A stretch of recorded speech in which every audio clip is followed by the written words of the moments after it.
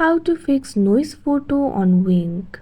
Open the Wink application on your device. Tap on the option AI Repair. Now you can select Basic or Pro. If you have the Pro version, tap on the option Pro. Otherwise, tap on the option Basic. Tap on the option Try Now that you can see on the screen. Select the photo from where you want to remove the noise. You can also select the video. Once you do that, you'll be led to this kind of interface. Find the option for denoise. Tap on it. Now it will be denoised.